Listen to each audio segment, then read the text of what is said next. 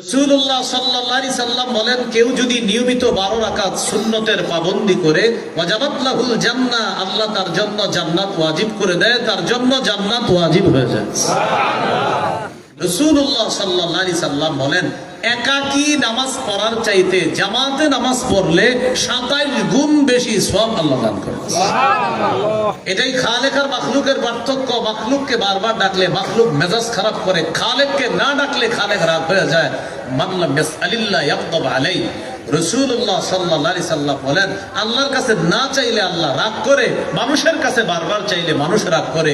ভিক্ষুক একবার, দুইবার, 3, 4 বার, 5 বার চাইলে রাগ করে বলে, এই বেটা তোরে কতবার দেবো, যা। আমার রবের কাছে না চাইলে রব রাগ করে।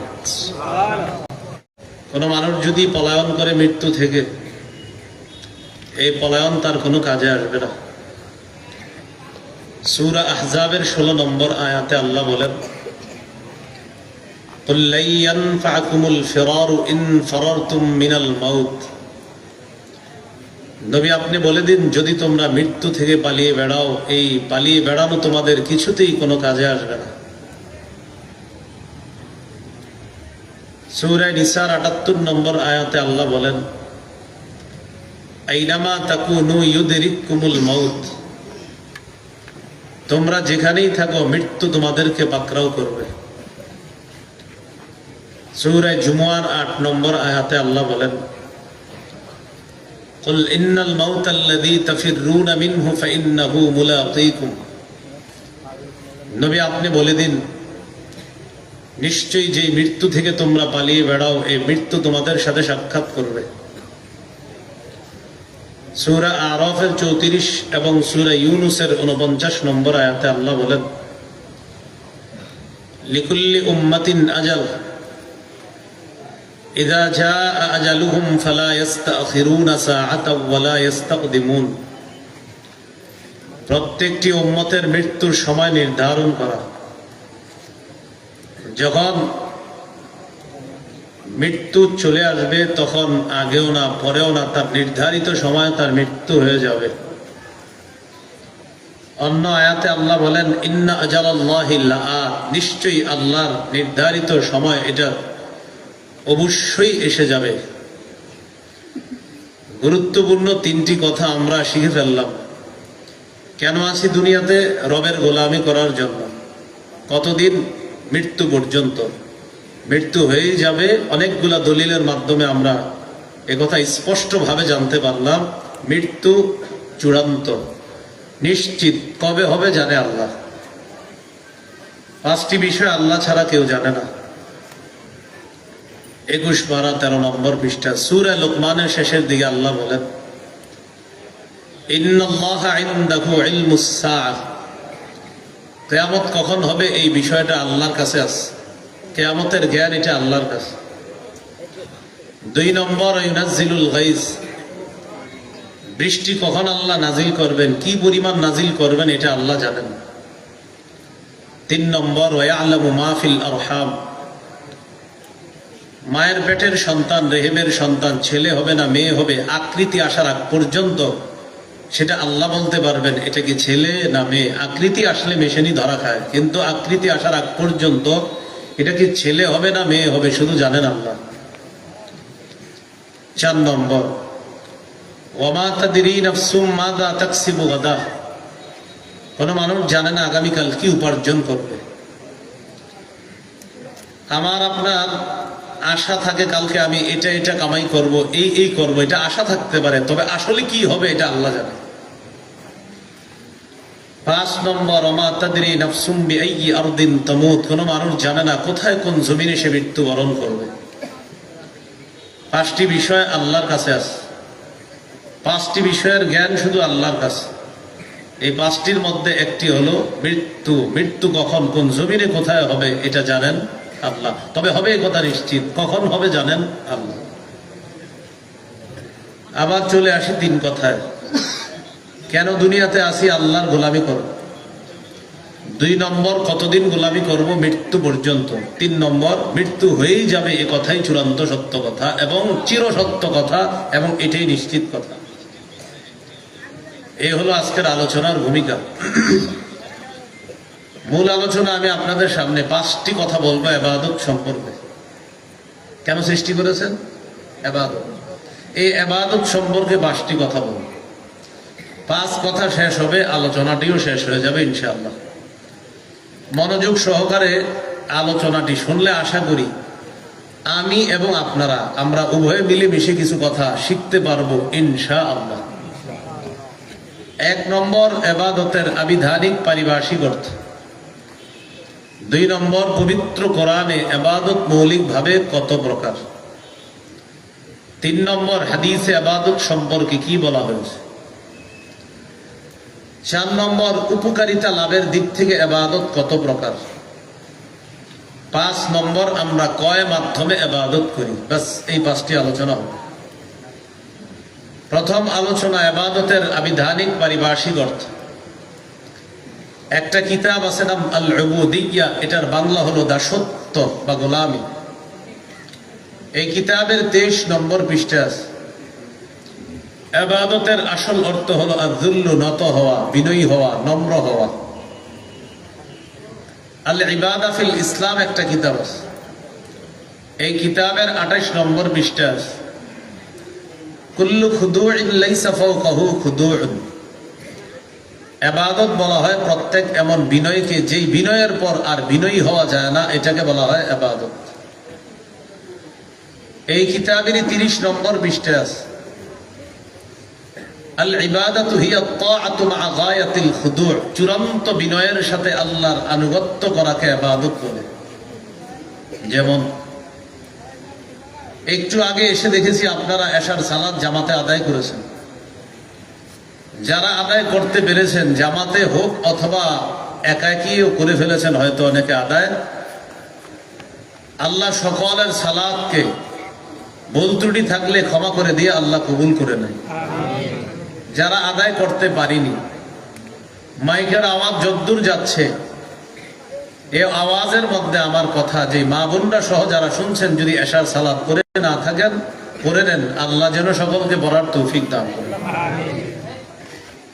এশার নামাজ আজকে যারা পড়েছেন অথবা একটু পরে পড়বেন বলে আশাবাদী।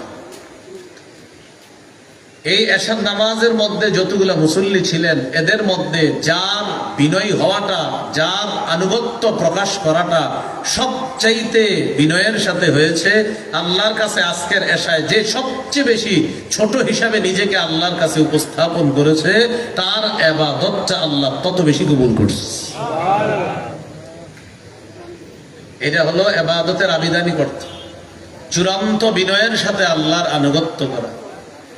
আজকে থেকে যত নামাজ পড়ব, যত ইবাদত করব, প্রতিটি ইবাদতে যেন আমি সবচেয়ে বেশি আল্লাহর কাছে ছোট হতে পারি, নত হতে পারি, আল্লাহ তৌফিক দান করেন। ইবাদতের পারিভাষিক অর্থ।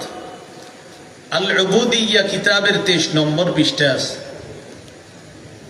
আল ইবাদাতু হিয়া ইসমুন জামিউন লিকুল্লি মা ইউহিব্বুহু আল্লাহু ওয়া ইয়ারদাহু মিনাল আকওয়ালি ওয়াল আ'মালিজ যাহিরা ওয়াল বাতিনা। সহজে অনুবাদ করি আমি। আমার, আপনার, আমাদের প্রকাশ্য কথা, প্রকাশ্য কাজ, গোপন কথা, গোপন কাজ যদি আল্লাহ পছন্দ করেন, এটা ইবাদত। এখন আমি আপনাদের সামনে কথা বলতেছি প্রকাশ, আপনারা যারা কথা শুনতেছেন প্রকাশ। আমার বলা আর আপনাদের শ্রবণ করা, এটা যদি আল্লাহ পছন্দ করেন, তো আমার বলাটা এবং আপনাদের শ্রবণ করা উভয়টাকে আল্লাহ ইবাদতে গণ্য করে নিশ্চিত সওয়াব দিয়ে দিবেন। তাহলে কি শিখলাম? আমাদের গোপনে বলা, গোপনে করা, প্রকাশ্যে বলা, প্রকাশ্যে করা, এটা যদি আল্লাহ পছন্দ করেন, এটাই ইবাদতের মধ্যে আল্লাহ গণ্য করে নেবেন। আজকের প্রথম আলোচনা শেষ। 2 নম্বর আলোচনা। পবিত্র কোরআনে ইবাদত মৌলিক ভাবে কত প্রকার। পবিত্র কোরআনে ইবাদত মৌলিক ভাবে 2 প্রকার। 1 নম্বর আল উবুদিয়্যাতুল আম্মাহ, এটার বাংলা হলো সাধারণ দাসত্ব। 2 নম্বর আল উবুদিয়্যাতুল খাসসা, এটার বাংলা হলো বিশেষ দাসত্ব বা বিশেষ গোলামি। পবিত্র কোরআনে গোলামি 2 প্রকার। 1 নম্বর সাধারণ গোলামি, 2 নম্বর বিশেষ গোলামি। সাধারণ গোলামির মধ্যে সবাই অন্তর্ভুক্ত। যেমন আল্লাহর কিছু সিদ্ধান্ত আছে যেগুলা ইমানদাররা স্বেচ্ছায় মেনে নেয়, বেঈমানরা অনিচ্ছায় মেনে নেয়। অসুস্থ হওয়া ইমানদাররা এটা স্বেচ্ছায় মেনে নেয়, এটা ইমানদাররা মেনে নেয় যে আল্লাহর ফয়সালা, আমি অসুস্থ হয়েছি। বেঈমানরা অসুস্থ হয়, ফয়সালাটা কার? বলেন কার? কিন্তু বেঈমানরা এটা মেনে নেয় না, কিন্তু ফয়সালা কার? আল্লাহ। তো আল্লাহর এই ফয়সালা তারা ফিরাইতেও পারে না। এই যে ফিরাইতে পারে না, এর মানে না চাইলেও এখানে তারা আল্লাহর সিদ্ধান্ত মেনে নিতে হচ্ছে। এটাকে বলা হয় সাধারণ দাসত্ব। ইমানদাররা চাল খায়, ডাল খায়, বেঈমানরা চাল ডাল খায়নি। বলেন, চাল ডাল কে দেয়? চাল ডালের রিজিকটা আল্লাহ দেয়। এটা হলো আল্লাহর ফয়সালা। ইমানদার স্বেচ্ছায় মানে, বেঈমানরা চাল ডাল আল্লাহর থেকে নেয়, কিন্তু বেঈমানরা এটা স্বীকার করে না। এটাকে বলা হয় সাধারণ দাসত্ব। আল্লাহর কোন ফয়সালা বেঈমানরা স্বীকার করে না যে এটা আল্লাহ, কিন্তু বাধাও দিতে পারে না। এই যে আল্লাহর ফয়সালাটা অনিচ্ছায় হলেও মেনে নিচ্ছে, এটা সাধারণ দাসত্ব বা সাধারণ গোলাম। সূরা মারইয়ামের 93 নম্বর আয়াতে আল্লাহ বলেন, ইন কুল্লু মান ফিস সামাওয়াতি ওয়াল আরদি ইল্লা আতির রহমানি আবদা। আসমান জমিনের যত মানুষ আছে, আসমান জমিনের যারা আছে, সবাই রহমানের কাছে দাস রূপে উপস্থিত হবে। সবাই রহমানের কাছে দাস হয়ে উপস্থিত হবে। 2 নম্বর বিশেষ দাসত্ব বা বিশেষ গোলামি। বিশেষ গোলামির মধ্যে সবাই অন্তর্ভুক্ত না। বিশেষ গোলামির মধ্যে শুধুমাত্র আল্লাহর বিশেষ বান্দা যারা, তারা অন্তর্ভুক্ত, তথা ইমানদাররা। বলেন আলহামদুলিল্লাহ। সূরা ফুরকানের 63 নম্বর আয়াতে আল্লাহ বলেন, ওয়া ইবাদুর রহমানিল্লাযীনা ইয়ামশুনা আলাল আরদি হাওনা। রহমানের বান্দা তারা যারা জমিনে নত হয়ে চলে, বিনয়ী হয়ে চলে। দুনিয়ার মধ্যে সবাই নত হয়ে চলে না। ইমানদার যারা আল্লাহর কাছে আত্মসমর্পণকারী মুসলমান, তারা বিনয়ী হয়ে চলে। এই বিনয়ী মানুষগুলাকে আল্লাহ বিশেষ মর্যাদায় আল্লাহ জান্নাত দান করবে, কারণ তারা বিশেষ। বলেন, তারা কি? আল্লাহ আমাকে আপনাকে সকলকে বিশেষ বান্দা হয়ে যেন আল্লাহ তাআলার বিশেষ বান্দা হিসাবে জান্নাতে যেতে পারি, আল্লাহ তৌফিক দান করেন। আমিন। এই হলো আজকের 2 নম্বর আলোচনা। আজকের 3 নম্বর আলোচনা, পবিত্র হাদিসে ইবাদত সম্পর্কে কি বলা হয়েছে, এই ব্যাপারে কয়েকটি দৃষ্টান্ত আমরা জানব। দৃষ্টান্ত নাম্বার 1, আবু দাউদের 1479 নম্বর হাদিস। রাসূলুল্লাহ সাল্লাল্লাহু আলাইহি ওয়াসাল্লাম বলেন, আদ-দুআউ হুয়াল ইবাদা। দোয়া করাটা এটাও একটা ইবাদত। দোয়া করাটাই ইবাদত। জুতা কিনতে গেলেন, আল্লাহকে বললেন, আল্লাহ আমি জুতা কিনবো, আমার জুতাটা যেন ভালো হয়। এটা আল্লাহকে বললেন। এই যে বললেন আল্লাহকে, এটাই ইবাদত হয়ে গেছে, সওয়াব পেয়ে গেছে। আল্লাহ আমার জুতার ফিতা ছিঁড়ে গিয়েছে, আমি জুতার ফিতা ক্রয় করার জন্য বাজারে যাচ্ছি, এটা যেন ভালো মানের একটা ফিতা পাই, এটা আল্লাহকে বলছেন আপনি। বাস এই যে বললেন, ইবাদত হয়ে গেছে, সওয়াব পেয়ে গেছে। আল্লাহ আমি একটা সুই ক্রয় করার জন্য বাজারে যাচ্ছি, আমার এই সুইটা যেন মানুষের জন্য ক্ষতিকারক না হয়, আল্লাহকে যে আপনি বললেন, এই বলাটা ইবাদতের অন্তর্ভুক্ত হয়ে গেছে। মনে থাকবে কথাগুলা? আল্লাহ আমি আমার অসুস্থ খালাকে, মামাকে দেখার জন্য রওনা করলাম, আমার সফরকে আপনি সহজ করে দিয়েন, নিরাপদ করে দিয়েন। আমি যেন নিরাপত্তার সাথে, নিরাপদে, জান মালের অ্যাক্সিডেন্ট থেকে হেফাজত হয়ে আমি আমার অসুস্থ খালাকে দেখে আবার যেন আমি নিরাপদে ফিরে আসতে পারি। এটা আল্লাহকে আপনি বললেন, আপনি এই বলাটা ইবাদতে গণ্য হয়ে গেছে, আপনি সওয়াব পেয়ে গেছেন। এটা কি বলেন? আল্লাহকে আপনি বললেন, আল্লাহ আমি এখন একটা টিস্যু ক্রয় করব, এই টিস্যুটা যেন আমার নাকের জন্য ক্ষতিকারক না হয়, এটার গ্রাম যেন আমার জন্য কোনো অস্বস্তির কারণ না হয়। এটা আল্লাহকে বললেন, এটাও আপনার ইবাদতে গণ্য হয়ে যাবে। এই জন্য বুঝাইতে চাইলাম, দোয়া করা ইবাদত। ছোট থেকে ছোট এগুলাও রাসূল সাল্লাল্লাহু আলাইহি সাল্লাম বলছে আল্লাহর কাছে যাও। এই জন্য আল্লাহর কাছে খুব বেশি পরিমাণে দোয়া করা চাওয়া। কত পরিমাণ চাইবেন? আমার পাশে যিনি বসা আলেমে দিন, তিনি যদি আমাকে ৩-৪ বার ডাক দেয়, 5 বারের বার আমি রাগ হয়ে বলবো, কি হয়েছে আপনি বলেন, এতবার ডাকেন কেন, রাগ হয়ে যাবে। একবারে বলবো বলেন, আবার বলবে বলবো বলেন, আবার বলবে বলবো বলেন, আবার বললে একটু রাগ হয়ে বলবো হ্যাঁ বলেন, আবার বললে আরে কি হয়েছে বলেন। মানুষকে বারবার ডাকলে মানুষ রাগ করে, আল্লাহকে না ডাকলে আল্লাহ রাগ করে। মানুষকে বারবার ডাকলে রাগ হয়ে যায়, এত বেটার বেটার করেন ভুলে ফেলছে। আল্লাহকে না ডাকলে আল্লাহ রাগ করে, সুবহানাল্লাহ। এটাই খালেক আর মাখলুকের পার্থক্য। মাখলুককে বারবার ডাকলে মাখলুক মেজাজ খারাপ করে, খালেককে না ডাকলে খালেক রাগ হয়ে যায়। মান লাম ইয়াসআলিল্লাহ ইয়াগদাব আলাইহি, রাসূলুল্লাহ সাল্লাল্লাহু আলাইহি সাল্লাম বলেন, আল্লাহর কাছে না চাইলে আল্লাহ রাগ করে, মানুষের কাছে বারবার চাইলে মানুষ রাগ করে। ভিক্ষুক 1 বার 2 বার 3 4 বার 5 বার চাইলে রাগ করে বলে, এই বেটা তোরে কতবার দেবো, যা। আমার রবের কাছে না চাইলে রব রাগ করে। এবার আপনারা আমারে বলেন, রবকে কতবার ডাকা দরকার বলেন, হিসাব ছাড়া বলেন কতবার ডাকা দরকার? কারণ আমার রব না ডাকলে রাগ করে। এই জন্য আল্লাহর কাছে খুব বেশি দোয়া করা। এখানে গুরুত্বপূর্ণ একটি কথা আপনাদেরকে বলি। অনেকে আছে আমরা আল্লাহর কাছে দোয়া করি, কিন্তু যেই মুহূর্তে দোয়াটা করি ওই সময় অনুযায়ী অনেক সময় আমার দোয়াটা মঞ্জুর হয় না। আল্লাহর কাছে আপনি দোয়া করে বললেন, আল্লাহ আগামী মাসের 1 তারিখে আমার একটা চাকরির ইন্টারভিউ আছে, আমার ইন্টারভিউটা যেন সহজ হয়, আমি যেন চাকরিটা পেয়ে যাই। আল্লাহ আমার চাকরিটা খুব দরকার, এটা আল্লাহকে আপনি বললেন। প্রথম কথা হলো, আল্লাহকে যে এই মাসে পুরা প্রতিদিন বলতেছেন, এই যতবার বলতেছেন ততবার ইবাদত হিসাবে এটা অন্তর্ভুক্ত হয়ে যাচ্ছে, আপনার ইবাদতের লিস্টে এই বলাটা যোগ হয়ে যাচ্ছে, আবার সওয়াবও পেয়ে যাচ্ছেন। এটা প্রথম কথা। দ্বিতীয় কথা, আগামী মাসের 1 তারিখে ইন্টারভিউ দিয়েছেন, চাকরি হয়নি, ইন্টারভিউ ভালো হয়নি। এখন আপনি ইমাম সাহেবরা এসে ধরছে, হুজুর এতবার কইলাম কইল না। এই জন্য মনে রাখবেন, বলেন আজকে থেকে যত দোয়া করব, সবাই বলেন, দোয়া করার পর 4টি কথা মাথায় রাখবেন। 1, হয়তো আমার রব নগদ দোয়াটি কবুল করবেন।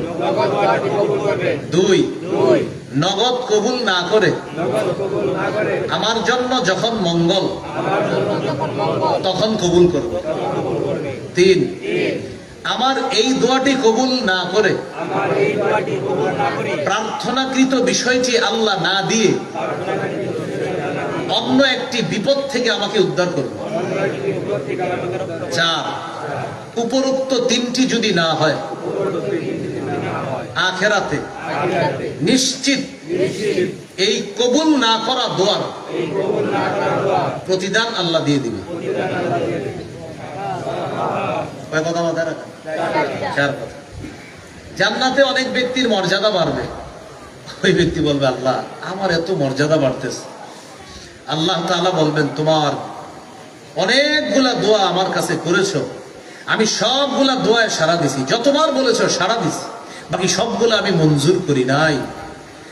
তোমার যেগুলো কল্যাণকর ছিল সেগুলা দুনিয়াতে মঞ্জুর করে দিয়েছি, যেগুলা কল্যাণকর তোমার জন্য দুনিয়াতে আমি মনে করি নাই সেগুলা মঞ্জুর করি নাই। এখন মঞ্জুর যেহেতু করি নাই, আখিরাতে তোমাকে দিয়ে দিলাম, এই কারণে তোমার এত মর্যাদা আমি বাড়ায় দিলাম। কোন বর্ণনায় এসেছে ওই ব্যক্তি তখন বলবে, ইস দুনিয়াতে যদি আমার আরো কিছু দোয়া কবুল না হইতো তো মর্যাদা আরো বাড়তো। তাহলে আল্লাহর কাছে যে দোয়াটা করব, আমার চাওয়া অনুযায়ী আল্লাহ দিয়ে দিবে। যে আগামী মাসের 1 তারিখে আল্লাহ আমার যেন চাকরিটা হয়, হতে পারে ওই দিনই হয়ে যাবে। 2 নাম্বার কি, ওই দিন হবে না, আমার মঙ্গল অনুযায়ী চাকরিটা হবে, তো ওই দিন চাকরিটা আমার হয় নাই। 2 মাস 3 মাস পরে আমি আরেকটা ইন্টারভিউ দিছি, ওটার বেতন 50, আগের চাকরির বেতন ছিল 30,000, 30,000 ওয়ালা চাকরিটা আল্লাহ আমাকে ব্যবস্থা করে দেয় নাই। 2 মাস পরে 50,000 বেতনের চাকরিটা আল্লাহ ব্যবস্থা করে দিছে। তাহলে বলেন তো রবের ফয়সালা কল্যাণকর কিনা? না, আমার আপনার মনে হয়েছে কি, তোর চাকরিটা হইল না, 3 মাস পরে যখন 50-60,000 বেতনের চাকরি হয় তখন কয় আলহামদুলিল্লাহ, আল্লাহ যাক ভালো হয়েছে, আগেরটা হয়নি। মা বাবারে গিয়ে কি বলে, আম্মা ভালো হয়েছে, আগের চাকরিটা হয় না। কেন? আম্মা আগেরটা যদি হইতো, ওটার বেতন ছিল 30, এখন যেটা হয়েছে আলহামদুলিল্লাহ 50,000 টাকা, আম্মা ভালো হয়েছে। তখন কি বলে, আল্লাহ যা করে ভালোর জন্য করে, এটা বলে, ঠিক না? আচ্ছা, তাহলে দোয়া করা এটা ইবাদত। সবাই বলেন দোয়া করা কি? তো আমি যত দোয়া করব সব ইবাদতে গণ্য হবে, সওয়াব তো নিশ্চিত পেয়ে যাব। হ্যাঁ, মঞ্জুর করবে কিনা আল্লাহ আমার কথাটা, এটার জন্য 4টা অপশন আমরা শিখে ফেললাম। আল্লাহ আমাদেরকে কথাগুলা মনে রাখার তৌফিক দান।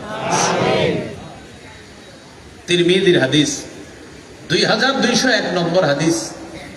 এই হাদিসের মধ্যে আসছে রাসূলুল্লাহ সাল্লাল্লাহু আলাইহি সাল্লাম বলেন, আল ইবাদাতু ফিল হারজি কাহিজরাতিন ইলাইয়া।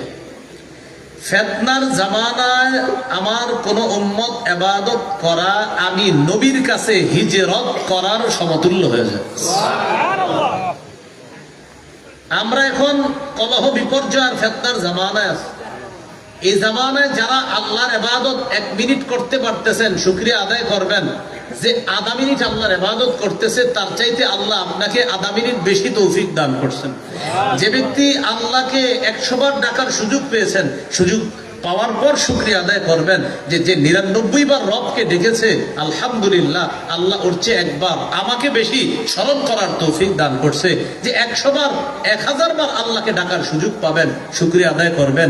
999 বার যে রবকে স্মরণ করতে পারছে, শুকরিয়া আল্লাহ আপনি তার চেয়ে একবার বেশি আমাকে তৌফিক দিয়েছেন। বুঝাইতে চাইলাম, মসজিদে যিনি আইসা আধা ঘন্টা বসে আছেন, আপনি শুকরিয়া আদায় করবেন ওই ব্যক্তির চেয়ে আল্লাহ আপনাকে বেশি তৌফিক দান করেছেন যে 25 মিনিট মসজিদে ছিল। আপনি শুকরিয়া আদায় করবেন, আলহামদুলিল্লাহ আজকে আমি আধা ঘন্টা ছিলাম, অন্যজন 25 মিনিট ছিল। রব আপনার শুকরিয়া, আধা ঘন্টা তো আমার কোনো গুনাহ হয় নাই, শুকরিয়া আদায় করবেন। এটা কি বুঝাইলাম? ইবাদতের সুযোগ যত বেশি পাইবেন এই জামানায়, আপনি শুকরিয়া আদায় করবেন। কেন? নবী বলছে এটা ফিতনার জামানা। এই জামানায় ইবাদত করাটা আমি নবীর কাছে হিজরত করার সমতুল্য। সুবহানাল্লাহ। আবু দাউদের হাদিস আছে, নবীজি বলেন শেষ জামানায়, ফিতনার জামানায় আমার এক উম্মত ইবাদত করলে আল্লাহ তাআলা তাকে 50 জনের সওয়াব দান করবেন। সাহাবীগণ নবীজির সামনে, সাহাবীগণ প্রশ্ন করলেন, আজরু 50, হুজুর আপনি যে বললেন 50 জনের সওয়াব দান করবে, এই 50 জন কারা? এটা কি ওই যুগের 50 জন নাকি আমাদের 50 জন? কথার কথা, এই এলাকার কেউ ইবাদত করলেন, তাকে আল্লাহ 50 জনের নেকি দান করলেন। এখন এই 50 জন কি আপনার এই এলাকার নাকি নবীর সামনে যারা ছিল তাদের?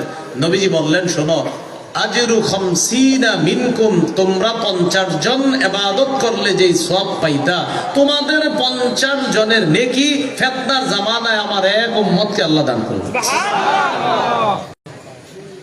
এইজন্য এই জামানায় ইবাদত এক তো করতে পারা, রবের শুকরিয়া বেশি আদায় করবেন আর বলবেন আল্লাহ আজকের চেয়ে কালকে যেন একটু আপনারে বেশি স্মরণ করতে পারি, আপনি তৌফিক দিয়েন। পরের দিন আল্লাহকে বলবেন আল্লাহ আপনার শুকরিয়া, গত 2 দিন আমারে যে পরিমাণ তৌফিক দিয়েছেন ইবাদত করার, আগামীকালকে যেন আরেকটু বেশি পারি। মাবুদ আমি ফিতনার জামানায় আছি, এই জামানায় ইবাদত করা আপনার নবীর কাছে হিজরত করার মতো, এই জামানায় ইবাদত করা 50 জনের নেকির সমপরিমাণ। আল্লাহ এই সুযোগগুলো যেন আমি গ্রহণ করতে পারি, আপনি আমাকে বেশি থেকে বেশি তৌফিক দান করুন। সবকিছুর কৃতিত্ব কাকে দেওয়া? ইবাদত করতে পারার কৃতিত্ব আল্লাহকে দেওয়া, আবার ভবিষ্যতে করতে যেন পারি এটা আল্লাহর কাছে চাওয়া। এই জন্য তো আল্লাহ আমাদেরকে সূরা ফাতিহায় শিখিয়ে দিয়েছে, ইয়্যাকা না'বুদু ওয়া ইয়্যাকা নাস্তাঈন। অর্থ কি? আমরা আপনারই ইবাদত করি এবং আপনার কাছেই সাহায্য চাই। এর মানে কি? এর মানে তাফসীর এটাও একটা, এই যে এশার নামাজ পড়লাম, আল্লাহ আমরা আপনারই ইবাদত করি, এর মানে এশার নামাজটা এটা আপনার ইবাদত। ওয়া ইয়্যাকা নাস্তাঈন, আবার আপনার কাছেই সাহায্য চাই। এর মানে হলো আল্লাহ আগামী যে ফজরের নামাজটা আছে এটা যেন পড়তে পারি, আপনার কাছে অগ্রিম সাহায্য চেয়ে রাখলাম, আপনি তৌফিক দিয়ে দিন। এটা ইয়্যাকা না'বুদু ওয়া ইয়্যাকা নাস্তাঈন অনেকগুলো তাফসীরের এটা একটা তাফসীর, যে আল্লাহ আপনার তো ইবাদত করি আমরা, এই যে নগদ ইবাদত করতেছি, পরবর্তী ইবাদতটা যেন করতে পারি। ওয়া ইয়্যাকা নাস্তাঈন, সাহায্য চাই আপনার কাছে, আপনি তৌফিক দিয়েন যেন পরের ইবাদতটা করতে পারি। আরেকটা হাদিস শুনেন, মুসনাদে আহমদ হাদিসের কিতাব 6895 নম্বর হাদিস। এই হাদিসের মধ্যে আসছে রাসূলুল্লাহ সাল্লাল্লাহু আলাইহি সাল্লাম বলেন, ইন্নাল আবদা ইযা কানা আলা তরিকাতিন হাসানাতিন মিনাল ইবাদা সুম্মা মারিদা قيل للملك المؤكل به اكتب بمثل عمله إذا كان طليقا। কোন ব্যক্তি ইবাদতের সুন্দর একটা পদ্ধতি গ্রহণ করেছে, এই ব্যক্তি নিয়মিত ইবাদতটা করে, সুম্মা মারিদ, একদিন অসুস্থ হয়ে গেছে। এইখানে যারা আছেন, অভ্যাস আছে একজনের নিয়মিত 10 পৃষ্ঠা কোরআন তেলাওয়াত করে, ফজরের পরে 10 পৃষ্ঠা পড়ে, মাগরিবের পরে 10 পৃষ্ঠা নিয়মিত উনি এক পারা কোরআন তেলাওয়াত করে, কথার কথা বললাম। অথবা সকালে 5 পৃষ্ঠা, সন্ধ্যায় 5 পৃষ্ঠা, এইভাবে নিয়মিত 10 পৃষ্ঠা কোরআন তথা আধা পারা কোরআন করে নিয়মিত। এখন এই ব্যক্তি ইবাদত করে, প্রতিদিন কোরআন পড়ে, রব খুশি হয়। একদিন অসুস্থ হয়ে গেছে, এই দিন আর কোরআন পড়তে পারতেছে না। হাদিসে আসছে, নবীজি বলেন, কোন বান্দা যদি ইবাদতের সুন্দর একটা পদ্ধতি গ্রহণ করার পর অসুস্থ হয়ে যায়, আর যদি সে ওই ইবাদতটা করতে না পারে, আপনি প্রতিদিন কোরআন পড়তেন, হঠাৎ আজকে অসুস্থ হয়ে গেছেন, আজকে ইবাদতটা করতে পারেন না, আপনি যেই টাইমে কোরআনটা পড়তেন ওই টাইমে উজরের কারণে শুয়ে আছেন, আল্লাহ ফেরেশতাকে বলে, ও ফেরেশতা, আমার বান্দা সুস্থ থাকলে আজকে ইবাদত করত, ও মাজুর উজরের কারণে আজকে ইবাদত করতে পারতেছে না, সমস্যা কি? আমি আল্লাহ তো কম দিতে পারি না। ও এই টাইমে অন্যান্য দিন ইবাদত করলে যে সওয়াবগুলা লেখতা, আজকেও ইবাদত না করলেও অতীতের সওয়াবগুলার মতো আজকেও সওয়াব লিপিবদ্ধ করে। এজন্য বলেন, ইবাদত করবেন নি? সবাই বলেন ইনশাআল্লাহ। আল্লাহ তৌফিক দান করুন, আমিন। তাহলে দোয়া করা, বলেন ইবাদত, দোয়া করা। এই যুগে ইবাদত করা নবীর কাছে কি করা সমতুল্য? হিজরত করা। আর আরেকটা জানলাম, নিয়মিত সুন্দর ইবাদত যদি করতে পারি, হঠাৎ অসুস্থ হয়ে গেল, আল্লাহ মায়া করে ওই ইবাদত করা কালীন যে সওয়াবটা আল্লাহ দিতেন, উজরের কারণে শুয়ে আছি, আল্লাহ সওয়াব বন্ধ করবেন না। আরেকটা হাদিস শুনেন, সহিহুল জামে হাদিসের কিতাব 4214 নম্বর হাদিস। এই হাদিসের মধ্যে আসছে, ফাদলুল ইলমি আহাব্বু ইলাইয়া মিন ফাদলিল ইবাদাহ। সাধারণ জনগণের নফল ইবাদতের মর্যাদার চাইতে আলেমের ইলম অন্বেষণের মর্যাদা আমি নবীর কাছে আরো বেশি দামি। সুবহানাল্লাহ। সাধারণ জনগণের নফল ইবাদতের মর্যাদা অনেক বেশি। আলেম ইলম অন্বেষণ করে ঘরে বৈশা বৈশা, এই আলেমের ইলম অন্বেষণের মর্যাদা সাধারণ জনগণের নফল ইবাদতের মর্যাদার চাইতে ক্ষেত্র বিশেষ নবীর কাছে বেশি প্রিয়, বেশি দামি। এটার কারণ, একজন আলেমের ইলম অন্বেষণ করার পর, সঠিক বিদ্যা অর্জন করার পর, তার এই সঠিক বিদ্যা একটা জাতির পরিবর্তন হয়, একটা সমাজের পরিবর্তন হয়। এই জন্য আলেমের ইলম অন্বেষণের মর্যাদা, আল্লাহ রাসূল বলেন, সাধারণ জনগণের নফল ইবাদতের মর্যাদার চেয়ে আরো বেশি। কারণ আলেমের এক কথায় একটা জাতির মধ্যে পরিবর্তন এসে যেতে পারে। এটা হলো আলেমের ইলম অন্বেষণের একটা আলাদা পাওয়ার। সঠিক বিদ্যার কারণে একটা জাতিকে আল্লাহ পরিবর্তন করে দেয়। আল্লামা আহমদ শফী রহমাতুল্লাহ আলাইহি এক আহ্বানে পুরা বাংলাদেশের মুসলমান এক হয়েছে কিনা বলে, আলেমের ইলম অন্বেষণ ক্ষেত্র বিশেষ, আলেমের মর্যাদা আল্লাহর কাছে অনেক বেশি। তো যাই হোক, মানে আপনারা ইবাদত ছেড়ে দিয়ে দাও। হাদিসের অনুবাদ কি? সাধারণ জনগণের নফল ইবাদতের মর্যাদা তো অবশ্যই আছে। তো বলছে আলেমের ইলম অন্বেষণের মর্যাদা, এটাও ইবাদত।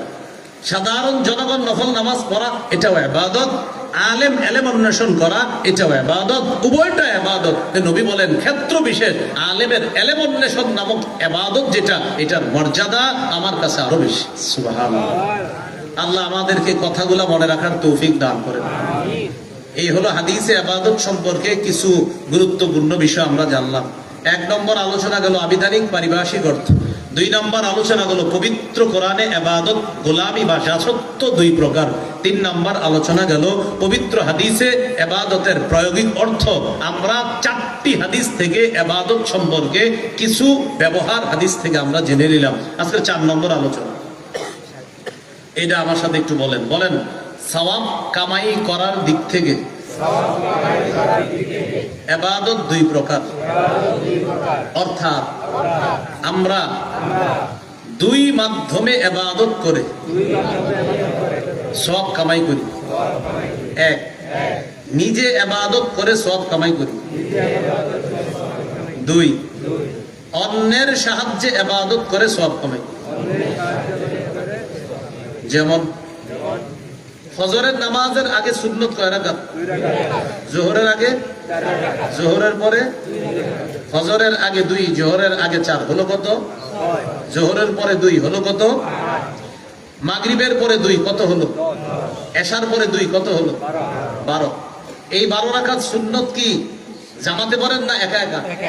একা একা। তাহলে এই সুন্নত একা একা ইবাদত করি, এই ইবাদতের সওয়াবটা আমি নিজে কইরা পাই। সুবহানাল্লাহ। রাসূলুল্লাহ সাল্লাল্লাহু আলাইহি সাল্লাম বলেন, কেউ যদি নিয়মিত 12 রাকাত সুন্নতের পাবন্দি করে, ওয়াজাবাত লাহুল জান্নাহ, আল্লাহ তার জন্য জান্নাত ওয়াজিব করে দেয়, তার জন্য জান্নাত ওয়াজিব হয়ে যায়। সুবহানাল্লাহ। নিয়মিত কয় রাকাত সুন্নত পড়ব? ইদানিং কালে আবার নতুন নতুন অনেকে ইসলাম শিখার পর আপনাদের সাধারণ জনগণরা এসে বলে, ভাই সুন্নত না পড়লে কি গুনাহ হবে? এটা আপনাদেরকে বুঝাবো। এই জাতীয় কথা যারা বলবে, আপনার সাথে পাল্টা প্রশ্ন করবেন, ভাই গুনাহ হবে না সওয়াব হবে, এটার আগে আপনার কাছে আমি জানতে চাই, আপনি বলেন আপনার জন্য জান্নাত ওয়াজিব হোক, এটা কি আপনি চান নাকি চান না? এখন বলেন মুসলমান হইলে কি বলবে? জান্নাত ওয়াজিব হোক এটাই চাই, কিন্তু এটা বলবে না কখনো যে জান্নাত ওয়াজিব হোক এটা আমি চাই না। যদি কেউ এসে আপনাকে বলে, ভাই সুন্নত না বললে কি গুনাহ হবে, আপনি এত সুন্নত করেন কেন, আপনি পাল্টা প্রশ্ন করবেন, আপনার জান্নাত ওয়াজিব হোক এটা আপনি চান কিনা? যদি বলেন হ্যাঁ, মুসলমান হিসাবে তো হাই বলবে, আর যদি না বলে তাহলে তো আপনি বলবেন, ভাই আপনি যেহেতু নাই বলছেন আপনার সাথে কথা নাই।